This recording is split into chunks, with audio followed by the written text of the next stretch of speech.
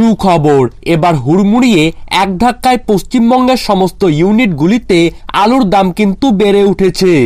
এবছর উত্তরবঙ্গ থেকে দক্ষিণবঙ্গের প্রত্যেকটি জেলাতেই আলুর ফলন অনেকটাই কম পরিলক্ষিত হচ্ছে।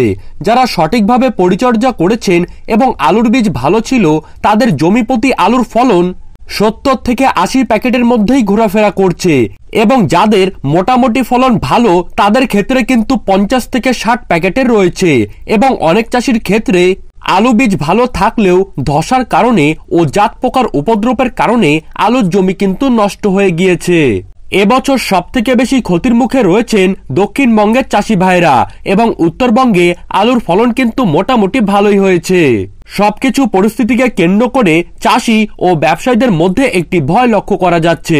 মাঠে বর্তমানে আলু বিক্রি করলে কিছুটা লাভ করছেন চাষি ভাইরা, কিন্তু কোল্ড স্টোরেজে আলু লোড করলে পরে যদি দাম কমে যায় তাহলে কিন্তু সকলকেই ভয়ঙ্কর বিপদে পড়তে হবে। এই সব কারণে আগের বছরের তুলনায় এবছর কিন্তু আলুর দাম রয়েছে দ্বিগুণ।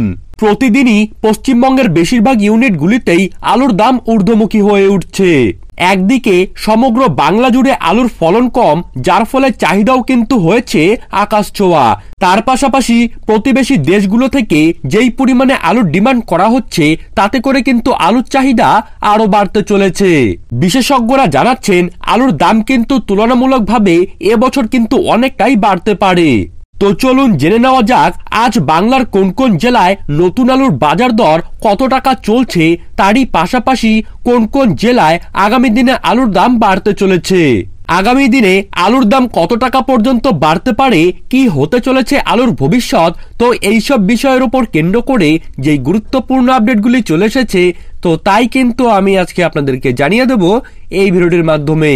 তো বিস্তারিতভাবে জানতে হলে অবশ্যই ভিডিওটিকে শেষ পর্যন্ত মনোযোগ সহকারে দেখবেন এবং আপনার জেলার প্রতিদিনের আলুর বাজার দর সবার প্রথমেই পেতে হলে অবশ্যই নিজের জেলার নামটি কমেন্ট বক্সে জানিয়ে রাখবেন এবং চ্যানেলটিকে সাবস্ক্রাইব করে পাশে থাকা বেল আইকনটিকে প্রেস করে রাখবেন। তো চলুন ভিডিওটিকে শুরু করা যাক। সবার প্রথমে দক্ষিণবঙ্গের জেলাগুলিতে আলুর বাজার দর কি রয়েছে চলুন জেনে নেওয়া যাক। আজ বাঁকুড়া জেলায় জ্যোতি আলুর 50 কেজির প্যাকেটের বাজার মূল্য রেডি হিসেবে কিন্তু পরিলক্ষিত হচ্ছে 560 থেকে 590 টাকা, আর এখানে 50 কেজির পোকরাজের দাম রয়েছে 490 থেকে 540 টাকা। মনে রাখবেন এটি কিন্তু ভালো কোয়ালিটির দাম।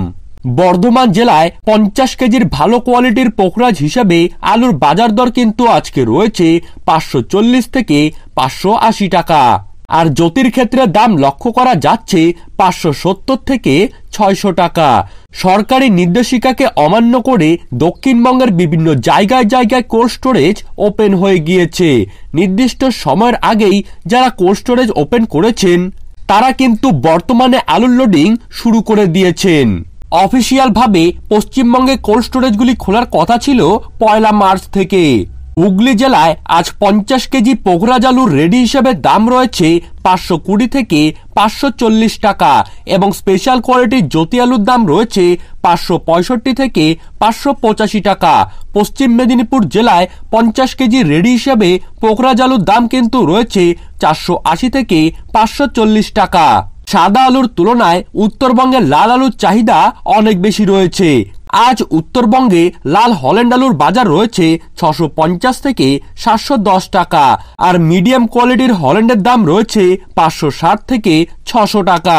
কতুলপুরে নতুন পোকরাজ হিসেবে চাষি ভাইদের জন্য দাম রয়েছে 450 থেকে 460 টাকা এবং রেডি হিসেবে দাম রয়েছে 440 থেকে 455 টাকা।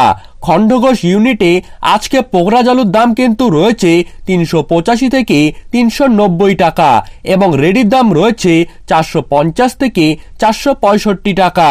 বীরভূমের সাঁইথিয়া ইউনিটে আজ পোকরাজ আলুর দাম চাষি ভাইদের জন্য রয়েছে 410 থেকে 430 টাকা।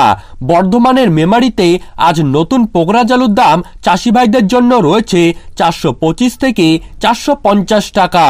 উত্তরবঙ্গের ধূপগুড়ি ইউনিটে নতুন পোখরাজ আলুর দাম রেডি হিসেবে পরিলক্ষিত হচ্ছে 510 থেকে 540 টাকা। ফালাকাটায় নতুন পোখরাজের দাম রয়েছে 450 থেকে 510 টাকা। ময়নাগুড়িতে নতুন পোখরাজ আলুর দাম রয়েছে 480 থেকে 500 টাকা।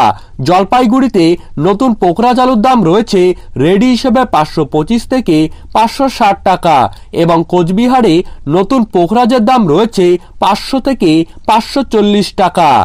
পশ্চিমবঙ্গ থেকে শুরু করে উত্তরপ্রদেশ, বিহার, পাঞ্জাব প্রায় প্রত্যেকটি জায়গাতেই কিন্তু আলুর ফলন এই বছর তুলনামূলকভাবে কম রয়েছে। বিশেষজ্ঞরা আশঙ্কা করছেন দক্ষিণবঙ্গের পাশাপাশি উত্তরবঙ্গের প্রায় প্রত্যেকটি জেলাতেই আগামী দিনে কিন্তু আলুর দাম আরও বাড়বে।